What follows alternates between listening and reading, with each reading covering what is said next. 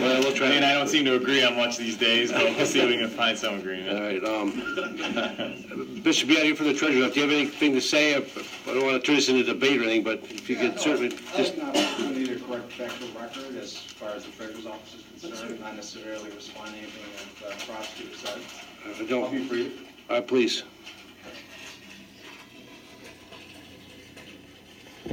So I thought it might be helpful for me to essentially provide a short summary from our point of view of how this unfolded. So Joe Biondo, Chief Deputy, Macomb County Treasurer Larry Rocca. The reason that the Treasurer got actively involved in resolving this repeat audit finding from Plant Moran was essentially stemming from a meeting I had with Steve Adair at the Finance Department. And Steve and I met, this would have been mid-June of 2017, and the purpose of the meeting was to discuss the fact that our auditors, our outside auditors in Plant Moran, were having difficulty with the prosecutor's office as far as getting additional information as far as this forfeiture account. I say forfeiture account because back in June of 2017, the auditors only knew about one account out of the four. So that led to a conversation with Finance Director Steve Smeagol, Steve Adair, his deputy, myself, and the treasurer. We had this meeting end of June 2017 where we thought the best way to resolve the repeat audit finding from Plant Moran was to send a letter to all the county departments and to inquire as far as any outstanding bank accounts that were not on the county ledger. We would ask them to give us that information. To this day, we still haven't received a response to that letter from the county prosecutor's office, but we did receive letters from all the various other county departments. That led to a follow-up call from Larry Rocca to the county prosecutor, essentially asking, did you get the letter? Because Steve Smeagol, as the finance director, sent out the letter to all the department heads, although Larry Rocca, as the county treasurer, was a co-signer.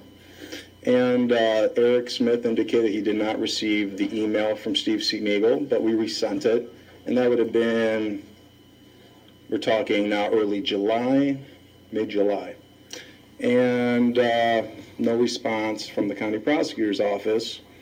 And Larry Rocca took it on his own initiative to call Chemical Bank, where this one forfeiture account had been flagged, and asked Chemical Bank directly, you know, what information you can provide to us as the county treasurer as to these funds. Long story short, we got some limited information, and Larry Rocca was able to discover that these were actually 4 accounts involving closer to $250,000 a year than the one account, arguably 10, 20 grand that we had heard as a number thrown out. So that's why Larry Rocca sent the letter to the state, to essentially inquire from the state as to what the state's official position is on these funds. I did my own independent research. We asked Macomb County Corporation Counsel to do their own research. We talked to Plant Moran, and the determination we came up with in the Treasurer's office is that the forfeiture funds are generated through the Office of County Prosecutor. Ergo, they are county funds, and thus subject to all the requirements of any county fund. And that's the long and the short of it, and that's a discussion for another day, but that was essentially the disagreement between the county treasurer, Larry Rocca, and the county prosecutor, Eric Smith. Our position was as straightforward: these are county funds, they should be with the county treasurer. As far as budgeting, how to spend that, that's between you and the Board of Commissioners to work out. This conversation essentially continued at the state level with the AG's people and the treasurer's people, where the takeaway I got from that meeting was that nobody from the state was aware of any other county prosecutor handling forfeiture funds like this.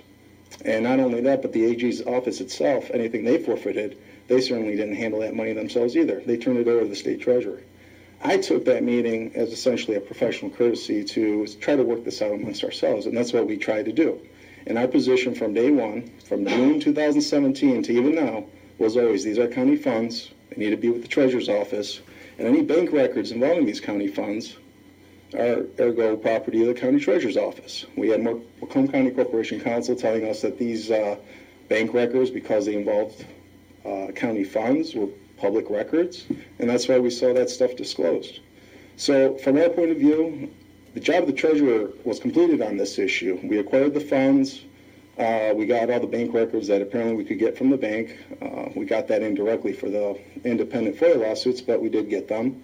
And so we're doing everything that we're supposed to be doing. And now I think at this point, a forensic audit is warranted so that, quite frankly, we can figure out what happened with these funds. From our point of view, that's a decision that this board has to make, but we would strongly recommend a forensic audit of all 4 accounts, not any one, and of any of the years that we're able to get records for. So it sounds like Eric Smith doesn't have a problem with that. That's great. I mean, that's essentially what we wanted all along and wanted back in June of last year. Going forward, we'll be able to answer any follow-up questions that this board may have. I've reviewed the documents. We have concerns, and we think a forensic audit would be warranted at this time to hopefully alleviate those concerns. But we'll have to hear back from the forensic auditors once they do their job. And that's really all we have to say on this. We've been doing our job on this from day one, and we're looking to hopefully have this resolved soon. Okay, thank you, Mr. Biondo. Any question for Mr. Biondo? See no one. Oh, Mr. Commissioner Haw. Thank you, Chairman. Thank you, and thank Eric for showing up and giving us the historical background of this issue, and it probably goes much further back than the